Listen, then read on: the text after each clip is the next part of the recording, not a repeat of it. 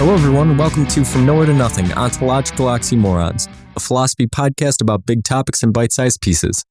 I'm your host, Joel Bouchard, a graduate student in education at Liberty University, and with me is Mr. Norman Gayford, a professor of philosophy and English at Genesee Community College. The topic of today's episode is life. Life is something that dominates Earth, yet we don't see it anywhere else in the universe yet. We don't know how it originated, or even if that origination took place here or elsewhere in the universe. The question of life stems beyond even these profound mysteries, however. Deep ethical dilemmas and fundamental questions regarding the future existence of our species are all philosophical questions that arise when discussing life. Important topics we will cover in future episodes all build off our understanding of life. Time, knowledge, death, these and more all have to be examined under the umbrella of meaning. What is the meaning of life, and how do the premises we establish influence every other aspect of our philosophical worldview? All right, so I'll start you out with a softball. What's the meaning of life? No, but yeah. But I mean, that's essentially what we're trying to do here, over the course of this is look at it and break it down into pieces, and maybe by answering some of the questions about the little pieces, build an understanding of what the meaning of life is. So does meaning come from within or without? Yeah. That's really one of the prime, it's always the oppositions, isn't it? Yeah. And a lot of that depends on your worldview, how you see other things. Your opinion on God on the episode we just had, your opinion on the universe and space, the metaphysical and the epistemological, and the ontological questions, all of them play a part in determining how you view life. So let's start with some of the background. Let's get basic. What's the definition of life? What separates living things from non-living things? What have philosophers said about that in the past? Excellent question. All right. So let's get to the real basics. Foundationally, it's animate versus inanimate. If something is animate, it is considered to have life at the most fundamental level. So the pre-Socratics would say motion of some kind. So that then across the millennia, we extrapolate that into motion of thought, motion of being, a soul, mind, the whole thing. The question of life becomes, what is it to be human? And we've tread into that ground before, and we'll keep treading there because it's impossible not to. So to be alive, ethicists would say, is not necessarily to be human. Well, we know that a bacteria isn't human. That's all. A tardigrade isn't human, and it's very much alive. But the idea of life is almost inextricable to us from what makes us what we are as one element, one part of this larger life. Yeah. And it's funny because I already have a million things going in my head about this, and I don't even know which one to start with. But the one that I'm thinking of right away is, you think about the ancients talking about movement as life. And I don't know if you've seen it, this guy that creates these intricate machines out of wood pieces, and he lets them go on the beach, and they walk along the beach, and he builds this. I'll have to show you the video, but he builds these very elaborate things, and it looks like they're walking, and he sets them free because they're powered by the wind. And so he builds them and then just sets them free, and they just walk down the beach or walk down fields, and they do their own thing, and they look like they're alive. You think this looks alive, but it's not. You carved it out of wood and put it together. And, it's easy to draw that distinction once you start to think about it past a surface level. Okay, well, this thing's not alive because he built it. But it's harder to make that distinction when you're looking at nature, because essentially our definition of life is still the same as what you just mentioned. If you look up what the definition of life is, right now, scientists kind of have it as metabolism, which is movement. Is this thing turning something into something else? Is there movement? And that's life.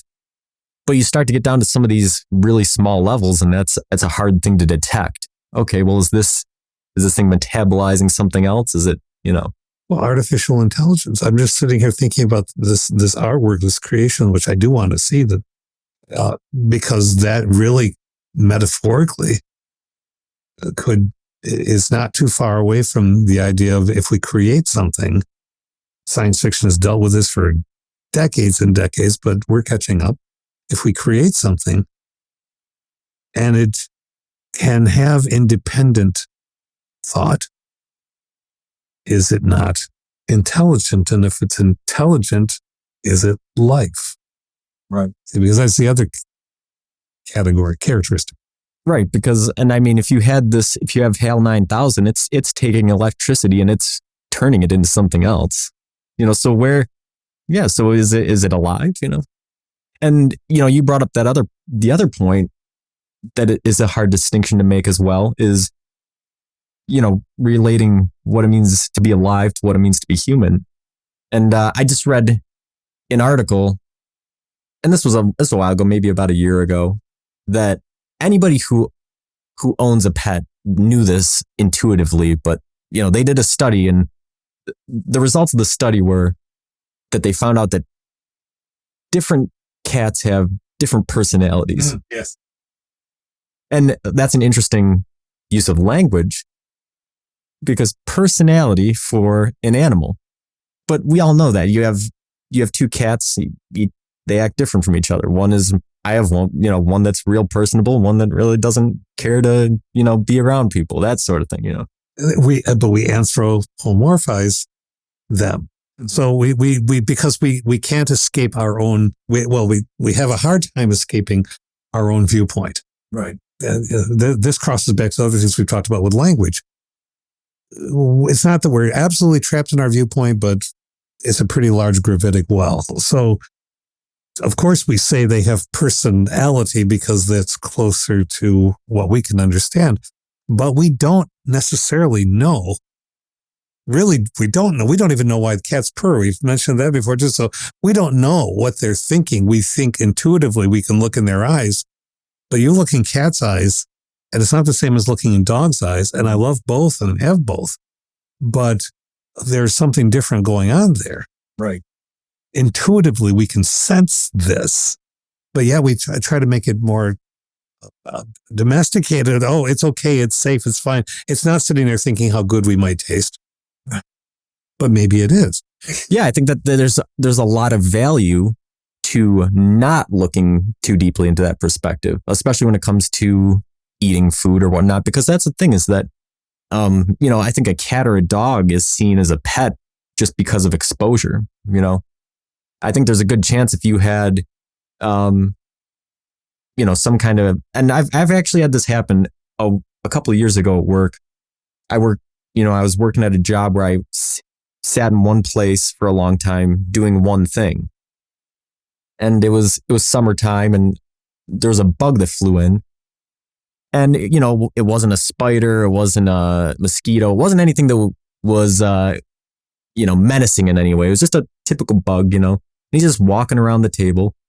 And by the patterns he was walking and the things he was doing, my mind is creating this little narrative about this bug, And long story short, after a couple hours of me working here, he died. He died. And I felt really bad, about it. Like I felt awful.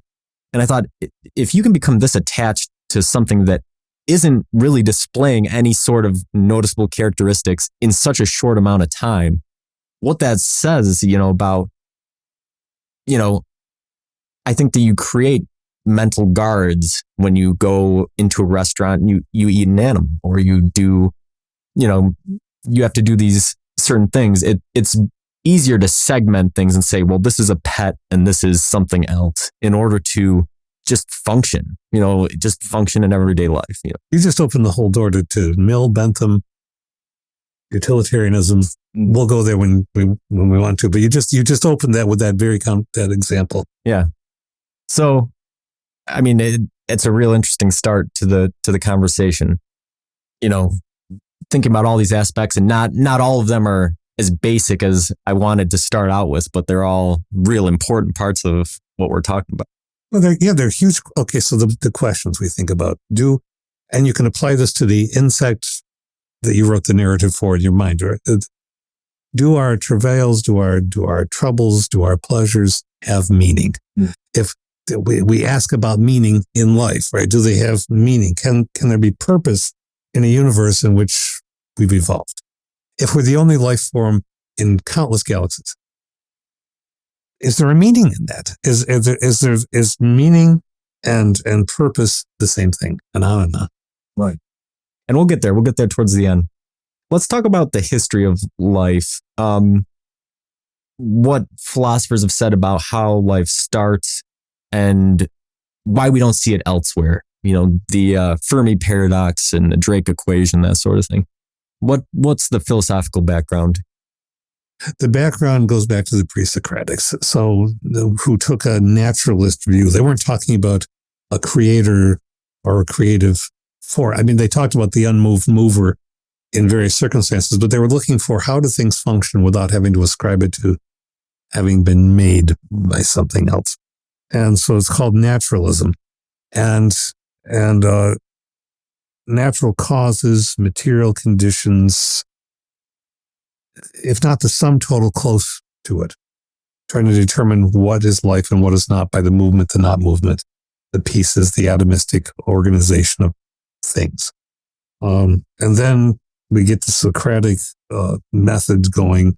Socrates asking a question, challenging, critiquing the answer, asking another question. So the question of, well, if this is life, then how and why? And so a steady progression of that.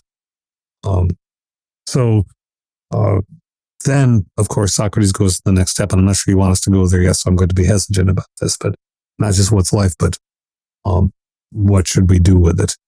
He gets into the ethics, the ought, human behavior, because he was interested mostly in everything, but particularly in humans. And so why do we determine what to do in a life, however long we have it, however long we're mobile in our mind or in our body? What should we do with that?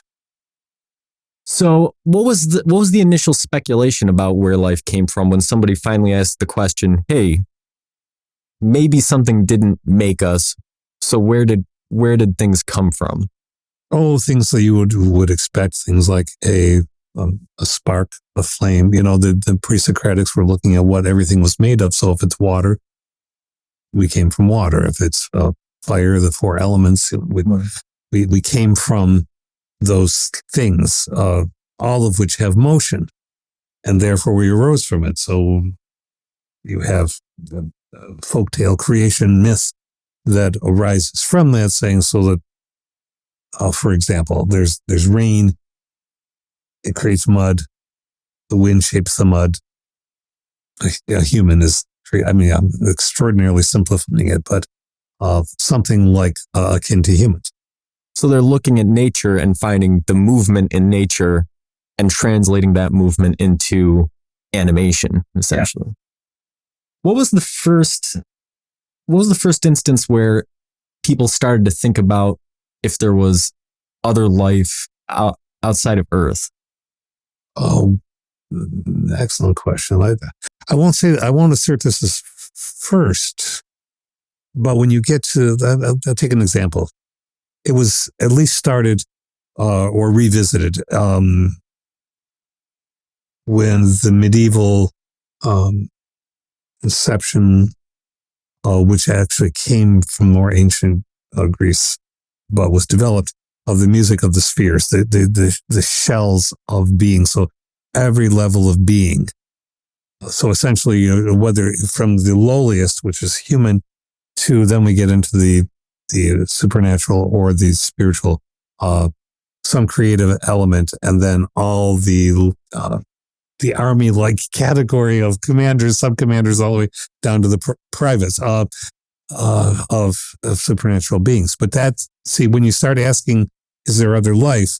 That's when, I would say naturally, ancient humans, and even and then those who are already being governed by something like Catholicism in the Middle Ages.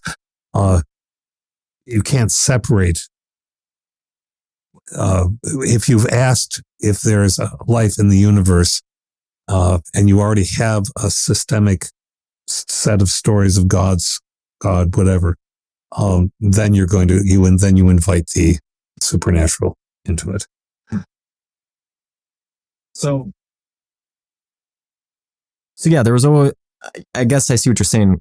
Systemic, religion governs thinking, and there's supernatural beings. So that's kind of the life in the universe. But that thought that there might be just normal other life on other places, that like the moon. When did people start thinking maybe somebody lives up there? That was people in the 16, 17, 1800s. There were tales even then of, from the first time when you say there's a man in the moon, you find the pattern in the shape, then the stories follow. The insect lands, you create a narrative. You notice a pattern, you create a narrative. But we have to remember that the ancients did not think that there were, until they started thinking about planets, possibility of planets. And then that could only be confirmed much later with telescopes. The stars are sparks, and so you're not going to think that there's life on a spark. So that only emerges when you start poking your face into the universe with glasses of various kinds. Yeah. And you say, something might live there because, and then we get into the late 1800s, early 1900s, and you have strong enough telescopes. The technology enables the reconceptualization of the possibility.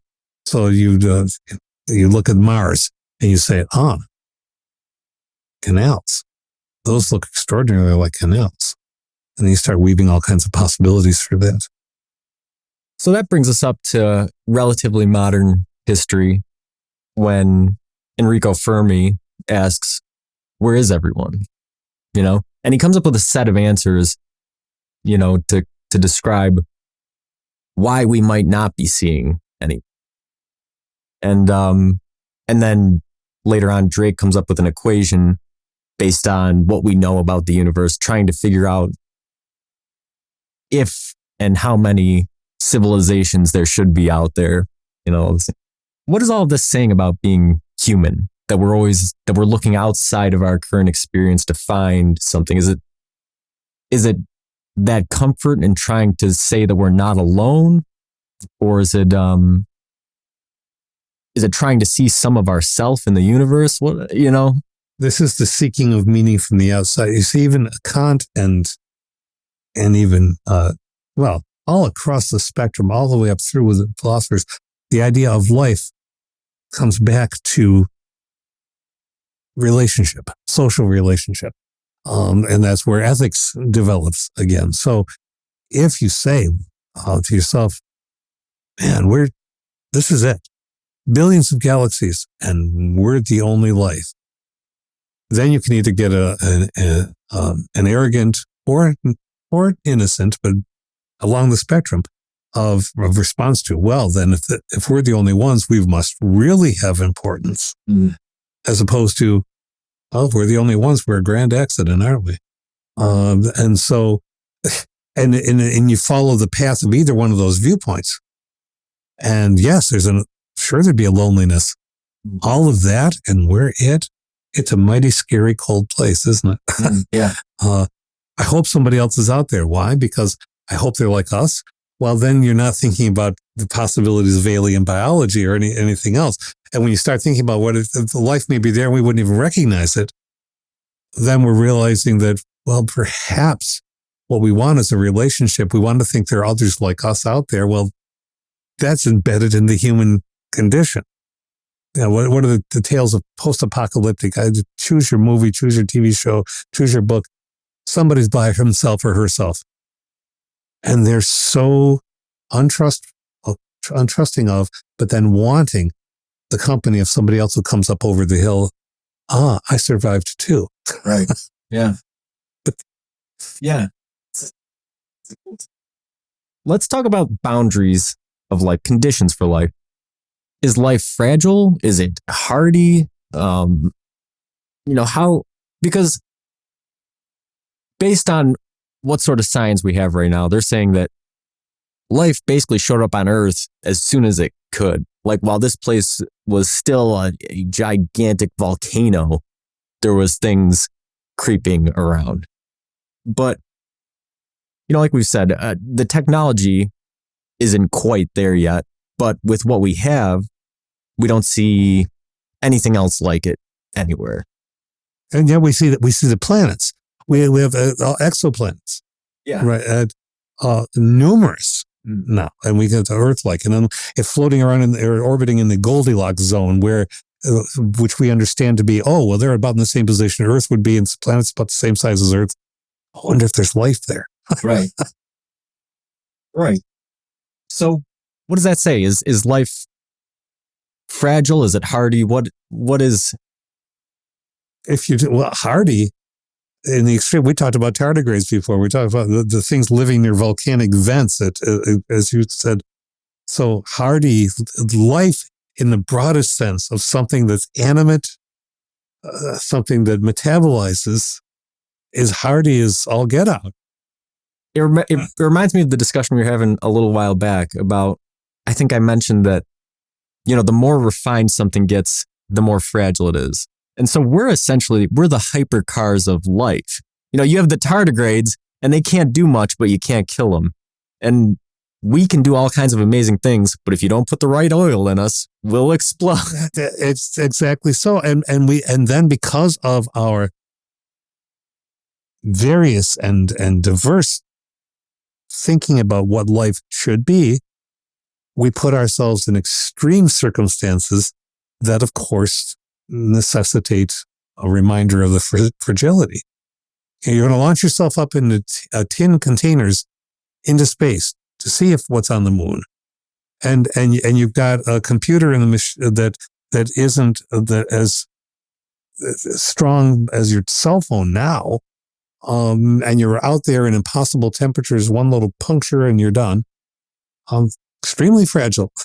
Yeah, no, I think, and the people think that it's over dramatized, but it really wasn't. Landing on the moon, they really didn't know if those guys were going to come back. The lead scientist on the mission thought that there was a significant possibility that the lunar lander might sink into the regolith and not be able to take off again. They didn't know if it was going to sink into the sand so far they couldn't get out. And numerous test pilots and people, astronauts in the earlier Apollos, the whole ship burned on the pad and they were gone, and crashes and life lost. And yet we look at that fragility of the individual life loss, and then we say, but life must and will out. Out as in survive, but also you can take out as in move beyond our boundaries. And so we accept a certain amount of, or we did. I don't know that we are doing that as much now. I think that's a fascinating thing about our culture right now. I'm verging over into the sociological, but I don't say that the time I grew up, I will not be an older guy nostalgist. There were uglinesses of terrible kinds. And in my lifetime, so much has happened from a socially conscious viewpoint. So I will never say, those were the good old days. But we did have a sense of exploration. We, in the broadest human sense, that does not seem to be fomenting in the same ways. Yeah. No, it's really interesting. The course that I'm taking right now is about, exceptional learners. And part of that spectrum is not students who need more for a disability reason, but also gifted students. And they said the biggest problem facing gifted students today is that they're playing it safe. These people with extreme gifts aren't growing up to be the inventor of the next iPhone or the inventor of, they're growing up to be lawyers and doctors and things that we need, but they're not innovating the way that's needed. And this is why the whole topic of what you just said, this is what, so I'm immediately thinking Nietzsche. Nietzsche, who said, he wasn't the entirely grim person people make him out. He advocated for a philosophy of cheerfulness on all things. And by that he meant repressive, heavy-handed moralism of the kind that says, this is what you will be when you grow up, because this is what's functional. Mm-hmm. No, you press your own boundaries to see somebody like you do all these adventurous things, really. And that's when you repress that too much and make things safe, then you're redefining what it means to have a good life, and that's ethics. So if you're defining a good life as making money, being able to having a family, being able to feed a family, and keeping your head down, and then you're shaping the entire culture. Yeah, I think that's the big takeaway, is that you're not just shaping your life or restricting, or because like you're saying, it takes some of that enrichment out, but it does it for the whole society. And I think that there's a very big danger to the current STEM focused / the humanities, know what kind of career path you want when you're 14 mentality, because you put somebody in that mentality and that defines who they are, and they have this path set for them and they go down it. And like we were talking about, you can't look at a Steve Jobs and say, that's what I was going to do when I grew up. He didn't know he was going to do that. I don't care what he said. None of these great inventors, none of these people know that that's what they're going to do. They just follow what they love, the things that they're interested in, the things that they're good at. And it takes them places that they couldn't expect. But it requires adventure. It requires some kind of... It requires unsettling the boundaries. I mean, this is... And if we're getting off topic, I don't think we are getting off topic, honestly, but this is, as a lifelong teacher, the greatest agony that I feel and see is for students who have been told by whomever in their lives, as you just said, 14, 15, 16, maybe you're lucky you get all the way to 18. Now go to college or go to the trade school or treat college like trade school. You're going to do this. This is what's going to happen. And then you're going to live just as we've taught you to live, whatever those boundaries and it's not necessarily, I'm not saying that people teach their children wrongly to be things. If you think we're teaching our children to be ethical and you try, that's one thing. But if you're trying to be in control of a young person's life, say, I already foresee what's going to be happening for you because I know you, because I know your strengths, and because you're my kid. And so you've got a semester to decide what you're going to do, and then you're going to stick with it. And then we have the governmental, the monetary economics of it. So you have statewide elements across many states saying, okay, and we're not going to give you financial aid for more than 2 years, and we will not give you any financial aid to take a course. And that's what we're doing now. In SUNY, you cannot have financial aid for a course that is not strictly within the boundaries of your program. So no more can you go like I had a chance to do and say, I'm going to test this course. I'm going to take art. No, you're not. Not unless it fits within the narrow parameters of what's acceptable for the program you've already had to choose. So this is narrowing. And it restricts the ability of people doing what you and I are doing right now, because I mean, you have a minor in philosophy and you also have an English degree. And if you're not allowed to explore those sorts of things, you have one focus. I think that the two aspects of it is there's that economic industrialism on the societal level that says that, this is what we're going to do. And then I think on the individual level, the worst part of it is fear of failure, and that's something that I still struggle with that quite a bit. But I've finally gotten to the point where you realize that failure is the only way that you learn anything. And we say that, and that is life. Life is failure. But we extol this virtue with posters on elementary and junior high school hallways. So failing is good, make mistakes, but we don't carry through on that as nearly. Some do, many teachers do. I know that, but the overall the zeitgeist, the gestalt of the educational view is not making mistakes, because that slows you down on the pipeline, the trajectory, choose your metaphor, to get where you're supposed to be, whatever that is. Education becomes obstacles that you get past. I got this out of the way. I got that out of the way. So then life becomes a getting things out of the way. And if life is just pushing things out of the way, once you've got every obstacle out of the way, what's left? You're done. And not only are you done, but you're done at a very early age, because like we're saying, it's an economic industrialism. You know, you're taught or told you're going to do this thing.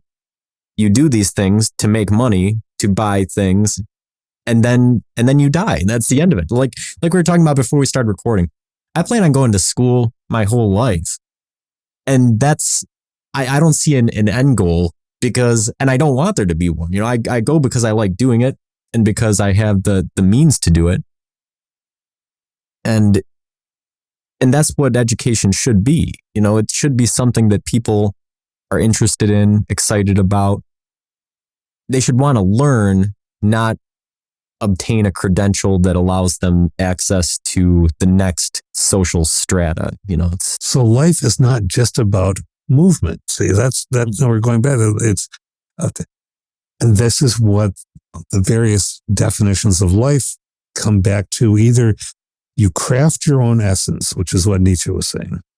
The essence isn't given to you. When he was talking about God being dead, he was simply saying that the inherent meaning that institutions try to pack into an individual shell do not have the motive force to let that person become everything they could possibly be. And so,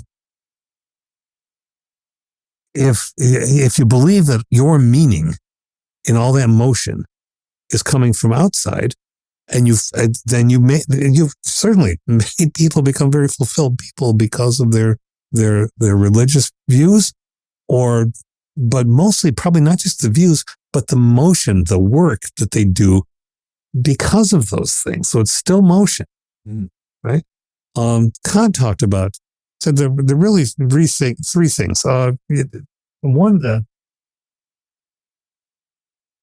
is not using people as a means to your own end.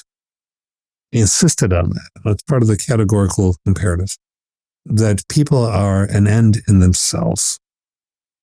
And so relationship is part of what life is about. And that the pre-Socratics weren't talking about that, but Socrates started to. And then all the way up through John Stuart Mill, Bentham, Augustine, all are saying, well, in various ways, our relationships are what define meaning of life. And so how we intrude in relationship, or how we nurture relationships, really becomes the essence of what it is to be human. So we're getting headlong into ethics now, which is good, because that's where we're supposed to be.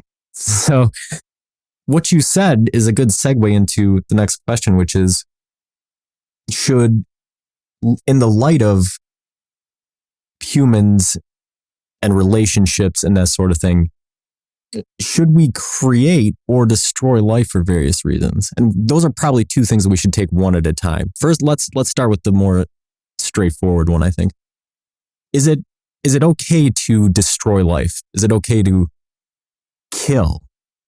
And, you know, I think that that's a two-headed question too. You know, yes. But I mean, for the sake of simplicity, you can split it into destroying plant or animal life and destroying human life as two separate categories. And those separate categories, like we said earlier on, only exist to make things easier for us psychologically. In reality, destroying life is destroying life, but it's part of nature, which is something that I'm going to get into it in the last topic. So I don't want to get into that too much right now. But what do philosophy philosophers say about destroying life? Is it okay? Let's start. I'm not going to go in order. The utilitarians picked up on this. The greatest good for the greatest number, and then you get into the saying. Starting with that, you get into the debate of, well, what do we mean by the good? And usually, utilitarians would say the good is not causing pain and harm and cruelty, and then there's a kind of Bentham, Melanson, they're kind of arguing with each other about the math of this, the mathematics of this. So if you have a relatively small amount of cruelty or a relatively large amount of betterment for the culture, is that allowable? And Kant would say, well, no, because the moment you intentionally decide to do ill, you've already removed yourself from the possibility of being ethical. But others say, no. I mean, Mill and Bentham had quite a talk about eating meat. You brought that up before. I think it was Bentham who said that, well, this relatively quick and small amount of cruelty to the individual animal is much smaller than the benefit that eating that would do for the human being. And Mill wasn't so comfortable with that. No. And so, I don't know if I'm straying from your question, so re-guide me here. So, is it okay to destroy life? What separates a soldier like me from a murderer? Or is there a separation? Are they the same? What sort of is it ever okay to destroy life? And if it is okay, when is it okay? Oh, that's okay. So if you're sanctioned by law, by social contract, to carry out a duty to kill on behalf of the culture, and I know that soldiers do so much more than this, and so I'm not. But if we look just at the bare bones of it, James Bond has a license to kill. How can you have a license to do something that we say is wrong? But the soldiers have that. A sanction. We ask people to step up and do that which we don't want to do, so that we can keep going to Walmart. Okay, and so we don't necessarily think about what that's really asking of individuals. And I sometimes think that, especially young individuals who go in, don't necessarily understand what they're being asked to do either, because that's the nature of youth. And so, is it wrong to kill is a different kind of question than, is it capital W wrong to kill? So clearly it's not wrong to kill if a soldier is given an order to kill. And we all, like you said, eating meat, even if you're a vegetarian, you take life to eat vegetables. This is nature. So everybody takes life. And we'll go into the elephant in the room, but I don't want to dwell on the controversial issues too much. That just sets people away from what the actual thought is. But women have a right to choose to have an abortion. Many people are upset about that. But actually, if you look at the statistics across the country, relatively 68 to 70% said yes. So the culture is saying, okay, this is not a happy choice necessarily. There are all kinds of reasons that the choice is made, but we have the legal social sanction, and more people than not think, okay, yes. Certainly not in all circumstances. No, there are parameters. There are parameters for a soldier. Put a gun in your hand and say, okay, now go kill people. No, that's not what you're being told. SOP, standard operating procedure, rules of engagement. Rules of engagement. So the same. So we can't just talk about the right or the wrong, because it's not, the rules aren't that simple. Right? And I think that's true for anything. So idea of killing. So what you unfortunately are put in the position of having to do as a soldier, one hopes you don't, but if you do, you have that's so vastly different than a person who straps a a bomb to herself or himself. Because I don't like the fact that society is allowing this. And so I'm just going to show them. I'm going to make a statement. And we would say that's wrongful killing. And that brings up an interesting question about who's deciding right and wrong, and like we talked about social contracts and majorities and minorities, but is it possible that a majority can still be wrong? Where does the ethics come from? Does it come from God? Does it come from the majority? Does it come from some other, it brings back in these questions. It does. And then, and if you open up sacred texts and you look really closely at them, you realize that God sanctioned lots of killing. I know make people upset by saying that too, but read your Old Testament. No, it's there's killing in every scenario, but it just depends on who's making the rules for when it's okay and when it's not. Cain and Abel, not so nice, but the children in the Passover story, well, okay, collateral damage. I mean, so if you're going to talk about it, you have to look at the complexities that are multi-narratives over millennia have led to. So the answer to if it's okay to destroy life or not is that there is no answer. It depends on who is making the rules. Virtue ethics, which is almost a situational context. Within this situation, given this situation, the people involved, and the ends that might happen. That's. Let's move to the other question was, is it okay to create life? And I'm not talking about naturally. I'm talking about, is it okay for us to create life in an artificial way? And these goes back to stories about Frankenstein. It comes up to the most recent thing that I read last week was scientists are growing brains in laboratories to test drugs on, as opposed to testing them on mice or these sorts of things. Right. I mean, they're growing elements of brains. They're not growing fully. It's not the 1950s science fiction. Yeah. But also there's CRISPR, the CRISPR technology, which is an amazing concept, but the scientific community is going nuts right now, understandably, about the ethics of the Chinese doctor who says that he used CRISPR to try to make twin girls that he created from a cell HIV impervious. And the weighing in around the planet is fascinating about this. See, we want technology and science to help us live longer and better. But then we get into, but we can't do this or that or the other thing. And we haven't invented all those rules yet. So people are just, as you say, this quarter says this, that corner says that, somebody else says this. And that's forcing ethicists to say, well, what is inviolate, not to violate life, but what is allowable? Right. And there's not an answer. Yeah, it's the wildest. Yeah, because it doesn't just bring up ethical questions about what you're doing to the life that's being created, but again, it brings up societal questions and strife. Because you have no doubt that if China's creating people, the U.S. is thinking, well, what if China decides to make super soldiers or super scientists or super designer babies, as they're called. Designer. Okay, so then you want rules to say, right? We're just following the process.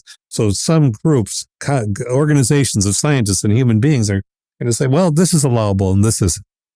And then Socratically, well, why? Why would we allow this and that? Well, why would we allow somebody to experiment on using CRISPR? If we could CRISPR away whatever it is that causes Alzheimer's, would we not embrace that? Well, what makes that okay, but not okay to want your child to be able to speak?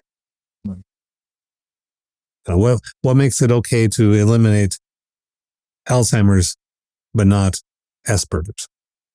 And I'm not, casting, I want to clear when we're talking about this, I'm just saying that there's a spectrum and a range of things that we consider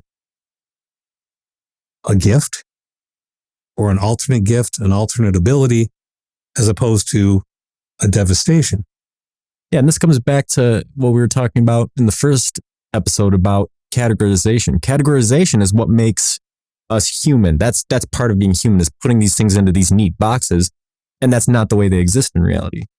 So, we can say that this is what constitutes this sort of thing. And the geneticists are finding this out. They originally thought they'd be able to go in and it would be editing genes for certain things. But what they've started to find out is that multiple genes, dozens of genes contribute to one thing.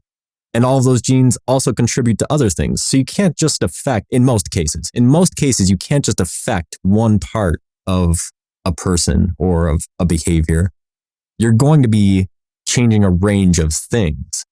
And trying to draw the line on what you are changing or on what defines a behavior that's being changed really becomes very murky territory.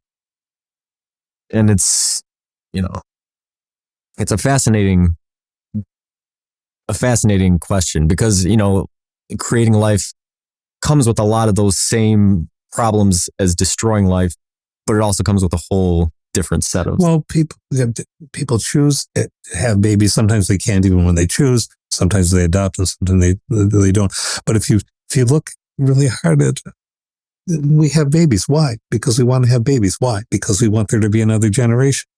Now, we want to have the joy of raising a child. Why? So we can have an experience, but we're bringing a life into the world so we can enjoy the life. But then we're going to be gone, and that adult is there, and one hopes that they're happy to have had the experience. But when you look right at it, it's an incredibly selfish act. It's wonderful. I am so grateful for the children that I was part of bringing into this world, and I'm so grateful to work with the children who now adults, you being one. But so I'm not saying, oh, gee, I wish I wasn't a father. Of course, I'm impossibly pleased that I am, but it's still a selfish event. Right. Yeah. And I think this is an important part of doing philosophy, is looking past the intuitive part of it. Yeah. And the sentimental part, and saying, well, generally, if you break it down and look at just nature in general, the meaning of life is to create more life. Yes, that's what the mechanistic, what Hannah Arendt in the 20th century, later 20th century would call scientism. She was saying that life is not just the meat machine.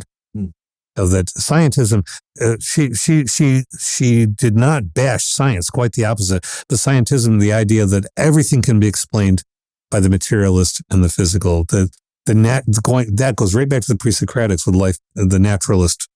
No, she says there's more to it than that. But ultimately, yeah, we're biological machines creating more machine. So that's a good segue into our last topic before the discussion, which is the difference. How does living for humans contrast with other types of life? And this comes back to my little bug anecdote there. Because how much of looking at nature and looking at other life is us anthropomorphizing, and how much of it is actually nature and different things having more complexity than we like to attribute to them? That's partly almost inescapably taggable to, as you say, the narratives we create. Religious narratives. Be fruitful and multiply, and the earth is here to serve you. Okay, well, if you take that view, then everything is in service to us because we're at the top. But if you take the view that life is precious, like a religious group like the Jainism, which you barely can eat, even lots of plants you can't eat for the various reasons, bare subsistence, then you're saying that all life has worth. Well, worth is a value word, right? So if I say it has worth, then it means I'm going to determine that some things don't. And this comes back into aesthetics, which is funny. You don't think aesthetics seems like such. It always seemed like a weird category to me. Like metaphysics, I see that connecting to everything. Epistemology, I see that connect logic. And then there's aesthetics, and I feel like it's just like its own thing, and it doesn't really connect. And you know what? But no, it's value. It's value systems. And as soon as you start asking about value systems, you can see how that connects to everything because of that. And what is beautiful, I say we as in humanity across our collective history, we've had no problem destroying things we find subhuman or ugly. And that's a value judgment. It's a determining worth. So is beauty that one sees in life makes it have more worth, and therefore we won't kill that. See, that you're right. It's absolutely aesthetic. And also societal value judgments, because, you know, you can look at two types of life. You know, maybe there's one person who never gets married, never has kids, goes on to invent something that benefits everybody. And then you could have somebody who does get married, does have kids, works 9 to 5 and dies. Well, which one of those does society value? Because you can look at it and people are going to find one of those lives more beautiful than the other, more worthwhile, more whatever. And it's going to depend on the person. It's going to depend on, but what does society say about those things? Yeah, as well? yes, well, and what society says, this is where this is where I take Nietzsche's side. We craft our essence. We find it's existential. We find our meaning. We're sitting here having these conversations. This is extraordinarily, I'm heartfelt about this. You know this, meaningful to me that you reached out. We're doing this. We're having these conversations. Are we bettering the world? I don't know. I'm not going to make that claim. Is my mind and heart being bettered by having these? Absolutely. Is it possible that it could engage more conversations and relationships with your friends or with my students? Possibly. Is that the most important thing? No, the here and now of alternatively, what could I be doing? Well, maybe something else interesting, maybe something else mundane. This is much more interesting. Right. So that's the meaning that we give to it. So yeah, so just a little tangent on value systems and worth. But coming back to the question about contrast, difference between human experience and other kinds of life. I think that there's some interesting science that's happening right now. They're finding out that forest systems are connected by fungi underground, and these fungi kind of communicate with the trees and other plants and tell them, oh, hey, tree, you have too much water. This thing over here needs some. Give me some water and I'll give it to this. And it's almost a vegetable intelligence kind of. The old Gaia hypothesis that the earth itself is alive. Little side note, Stanislaw Lem, amazing science fiction writer, was the first person to really take that concept and work it in a story. But yeah. Okay, so the earth is a biological machine and it's managing to tell itself some things. Right. So you have that.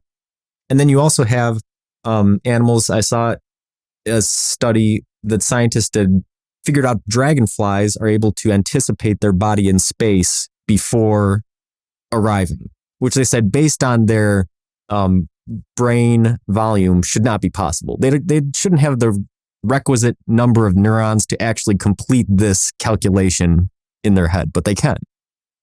So that brings me back to the question that I asked originally, which was, how much of it is us, me anthropomorphizing the little bug? None of that's actually happening. He's just a little stupid bug. He doesn't know what's going on. Or how much of it is that bug is a lot more complex than I can understand, and he actually does have something going on. And you're appreciating the complexity. So there's a definition for life. Perhaps to be fully human is to appreciate the complexity of the things around one, to refuse to make it all simple. Yeah, it's food for thought for sure. It's something I think about quite a bit. Where is that? It's perspective, and you can't get outside your own perspective, but man, it's fun to try. In college, I had one of the most influential people. I met him. He's gone, and he wouldn't have remembered anyway. He was a major scholar, going around to all kinds of institutions to talk to undergraduates. And he came to St. Lawrence University. His name was Wayne Booth. Wayne C. Booth, and he was an amazing social critic and literary scholar and many things. And I didn't know who he was. You know, you go to college and here's a lecture and your teacher says, go hear this lecture. So here's 25 people sitting at a snowy night in a university center, sitting with coffee or Coke or whatever, sitting and drinking. And here comes this old guy talking about about the idea of his speech was, it's more complicated than that. That was the title of his speech. And that single speech did so much to my mindset. I've read everything I could of Wayne Booth afterward. And met him again. You know, he shook his hand for 2 seconds, but his work, and the complexity, the idea of complexity. You know, so many people want everything to be simple. Just give me the gist of it. Why do I have to read so much? Why can't the sentences be shorter? Why isn't it this simpler? Because life isn't simple. And to try to understand it requires an appreciation for complexity without ever expecting yourself to totally get it. Yeah, and you and I had a conversation outside the podcast about that in language, you know, and how the modern vocabulary is shrinking. And if you use a word and somebody doesn't understand it and they ask you what it means, you know, you try to describe it to them and they say, well, why didn't you just say that? You know, well, it's because there's a whole word that describes this set of things. And if you try to describe it in other words, it loses its essence, you know, and language, even the best language, isn't enough to capture what is actually happening in your cognition. You know, it doesn't do it justice. So here's a metaphor for you. You said logos, right? Logos is the word, but logos is a rational, logical structure. It means many things. Okay. You try to describe something by using a different word, you lose the essence. We are all words. We are all incredibly complicated, wonderfully nuanced words. That's what life is. That blows my mind a little bit. All right. Okay. So let's move into our topic, which is, it's kind of a hard one, but as we're finding out through these podcasts, nothing in philosophy is easy. Even the most basic topics we can't describe. So the question is suicide wrong? And it's kind of a tough topic. But I guess I'll go through what I have and then you can and we'll discuss it. But so the first thing that I wanted to bring up is something that I've mentioned kind of throughout the episode a little bit, which is that living and dying and killing are all natural occurrences. Things live. We don't know where they came from or how it works, but things are alive. Everything that we know of dies, except for maybe certain types of jellyfish-like creatures that just continually go through their life cycle. But we can't prove it one way or another because nobody lives long enough to see if they ever do die. But for the most part, everything dies. And killing is a regular occurrence. It doesn't matter if you're a vegetarian or a war hero or a serial killer or every killing happens every day.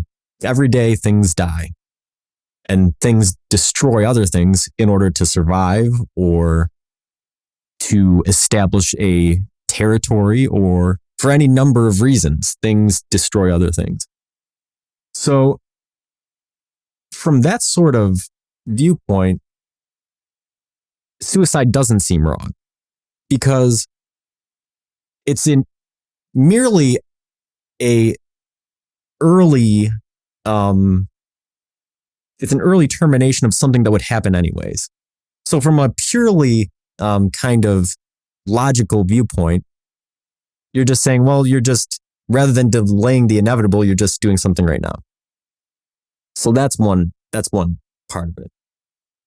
But the other part of it is that human consciousness creates more responsibility to do no harm.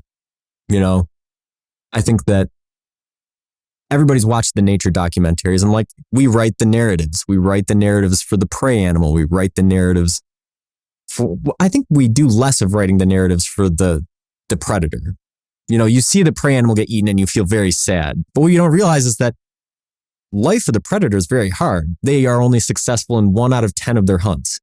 If they're not successful, they can't feed their babies. If their babies don't get fed, these majestic animals go extinct. We have less tigers in the wild than we have in New York City right now because the things require a large amount of territory, a large amount of food, and they don't have the resources to collect it.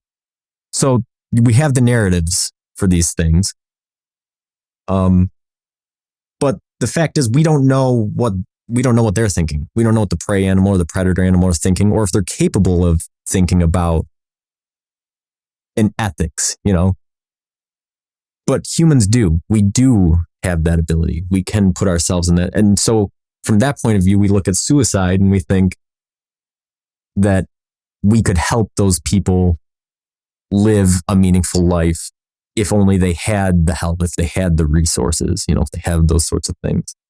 And so from that viewpoint, suicide does seem wrong. It seems like we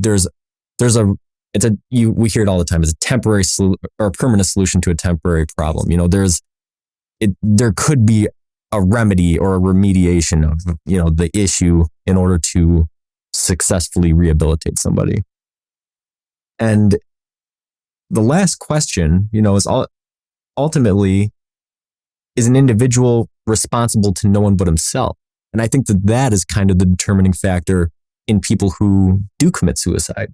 Am I responsible to anybody but me? And I don't have the answer to that. And I'm sure that there are people who do or think they do have the answer to that, and, there's religious implications, there's societal implications, there's family implications. But I think that's the question that kind of determines that is who are we as individuals responsible to? So those are kind of the, not the answers, but the questions to the question, Well, okay. The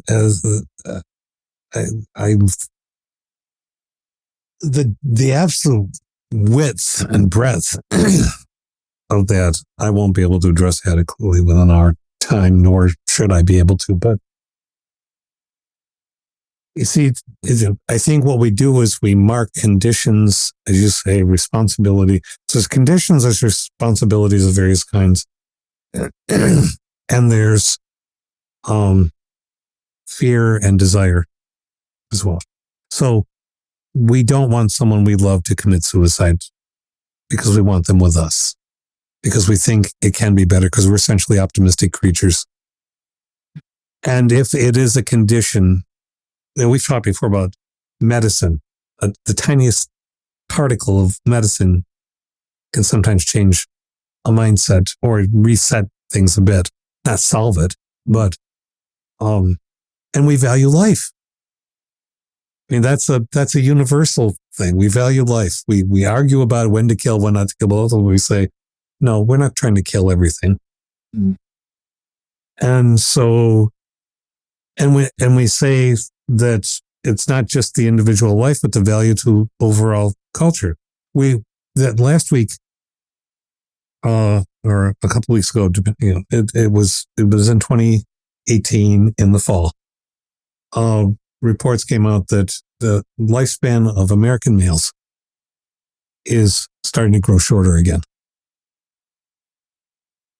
And the two circumstances that have led to that are suicide first, which is amazing that it's affecting the overall, statistics about survival, and opioid related things. So should I be concerned that the overall American lifespan for men is diminishing because people are committing suicide? That's not my concern. The number is not my concern. I'm sorry, the number is going down for lifespan. That's not the individual concern. What the concern is, the why. If someone is in utter despair, we don't want, because we're decent beings. We don't want people to be in despair. And if we think that we can help them not be in despair, that's one level of things. The second, the utter devastation that it wreaks upon a family, a marriage, a generation within the family, the people that do get left. You said that the permanent solution to a temporary problem. Well, the narrative that goes on after the person has killed himself is the son and the daughter and whomever saying, "Really? After all you've lived, that's what the message is? That's, so you're having a bad life right now, and so, okay." But you brought up the responsibility. Who are we responsible to? If we believe we're responsible to nobody but ourselves, we probably oughtn't to be having families in the first place. Right. I'm not proselytizing. I'm just speaking as one person, thinking as with the question you've given me now. Ask me 10 minutes from now, maybe. But to follow through with it, it's also the age and the condition. So yes, if I'm 85, I am going to have a painful, lingering death from some kind of awful cancer, and I have the capacity to say, no, I will take a collection of pills now and I will leave. Because I don't want my family to have to go through everything from resources to emotional agony, watching the death by degrees. I should have the right to say no. But now I'm being really, so I say I should have the right as an old person. An ancient person can have the right to say, no, it's done. But not a young person. Right. So, and we say that because there's possibilities for your life. Maybe we're at the other end of possibility. Well, life has a possibility to the last breath you take, I suppose. And that's where the religious thing comes in. God will decide, not you. Right. Maybe it's instructive somehow to let people watch you die in agony. I never got that. But it's there. The idea is certainly there. So yeah, I think that's a great way to end it, because I was worried. I was like, as I was finishing up my part of it, I thought, man, what a way down note to end the show on. But you brought back a lot of the things that made this show so interesting. Is some of those controversial topics, abortion, when it's okay to take your own life. You brought back in the value judgments. What makes a life worthwhile at what different points? All that stuff came back, and it really highlighted what an interesting episode this was. I had a lot of fun doing this one because it is just, there's so many things to think about. And as always, the questions just bring up more questions, and it gets you thinking, and the process never stops. Thank you for listening to From Nowhere to Nothing, Ontological Oxymorons. Recording and production are provided by me, Joel Bouchard, and the song featured in the show is Questions off my album Jaguars, which you can find on Spotify or anywhere MP3s are sold. Until next time, keep podding.